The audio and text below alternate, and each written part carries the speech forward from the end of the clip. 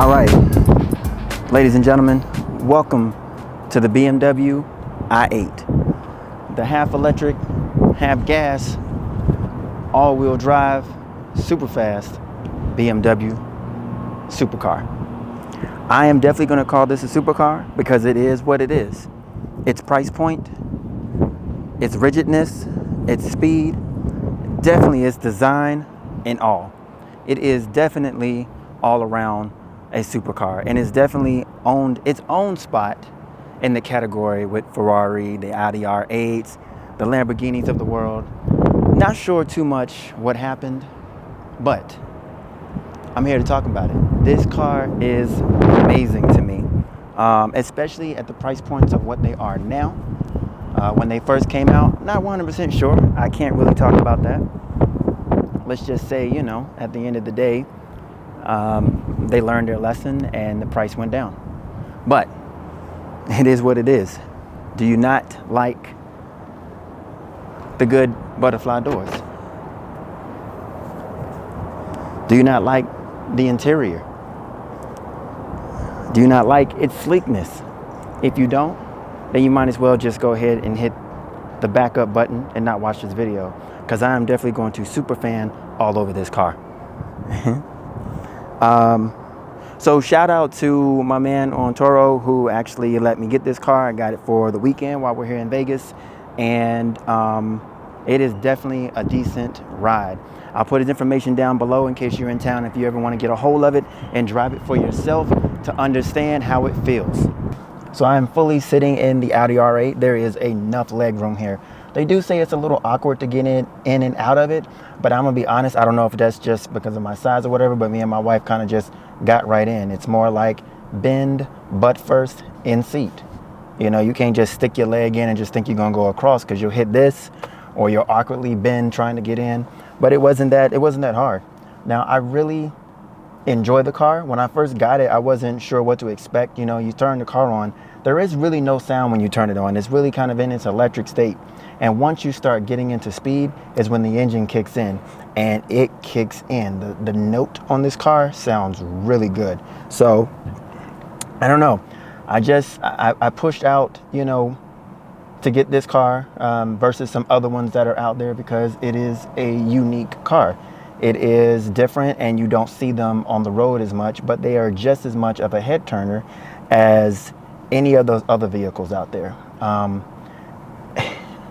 And rightfully so is BMW.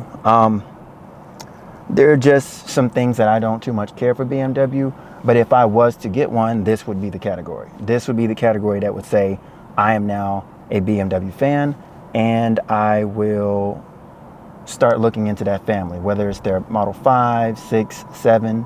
I love their series, but I just wasn't a fan. Now, driving this, I have really changed my mind, because it is very nimble and very quick. It is definitely something that you can get in and not just turn heads, but leave people in the dust. So, give you my impressions of driving it. I'm gonna take it on a good bend. Like, I'm going down this whole horseshoe bend to lead back up to Las Vegas Drive, so I can really get a feel and handle of it. I just think it's worth it.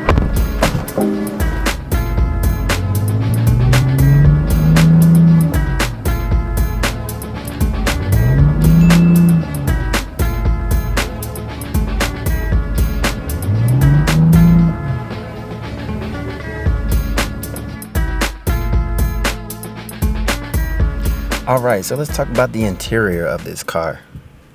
This BMW i8 is slick. I decided to pull it into this garage a little bit so you can see some of these blue highlights. Like I talked about it earlier, but these highlights in blue really set this car off. Like, no matter what color you get, the car is going to always have these blue highlights, which is really cool. Like, I have some in my vehicle, but the amount of blue you know, that they have given as far as their signature color is really nice, and it goes well with the seat belts. Like, the seat belts are a big thing, right? All right, so you see they're blue. Even the ones in the back are blue. So this blue tint of light and color that they have throughout the car is really good. You know, I'll basically want to look at the leather, and there's not much space in here. This is, like I said before, to me a supercar. It is a sports two-door car, but there's not much in here. I mean, there's 3 cup holders, as if you were going to put 2 full-size adults back there. I mean, we got our carry-on bags back there, so I can see like 2 little kids or maybe some groceries back there, but nothing major. Then you have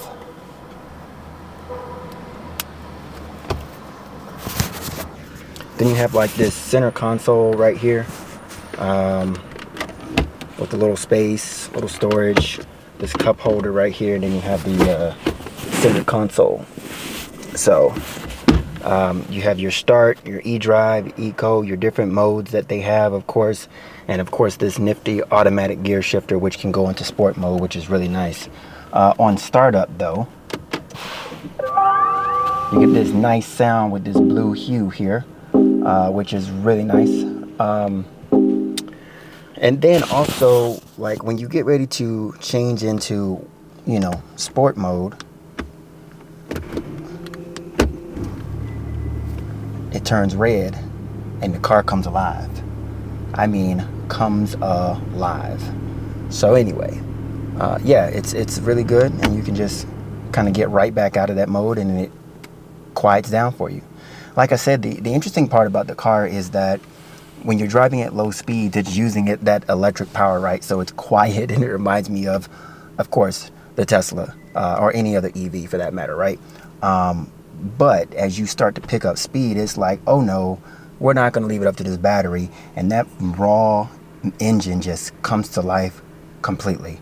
And I like that. Like, it just, if you're not used to that kick, like it kicks in and you can feel it, I think that's the only thing that I would try to change out. It almost reminds me of like when the cars cut off to quote unquote save gas, right? And then they start back up, they kind of have that jolt and you can hear it start. It's kind of the same thing here, except when you're driving. So, but yeah, very little nifty thing. The steering wheel, it's a decent size. It's not a tiny race wheel, but it's a good size race wheel with its paddle shifters behind it. It's a really good feature to have, with these paddle shifters, especially when you're going like super fast. And surprisingly, the handling on this thing is really good. That's one thing I'm very impressed with this car so far, is its handling. So, and then also these doors. Let's talk about this real quickly. My gripe, this window, that's as far as it goes down. So if you think you're gonna kind of like lay your arm out, you're not. Now you're already sitting kind of low in the bucket seat in the first place, so you really don't need to. But if you wanted to, your arm is going to be hanging on to that. So yeah, it's one of those things. And then of course the butterfly door here, where you press the button and you push up and you're out.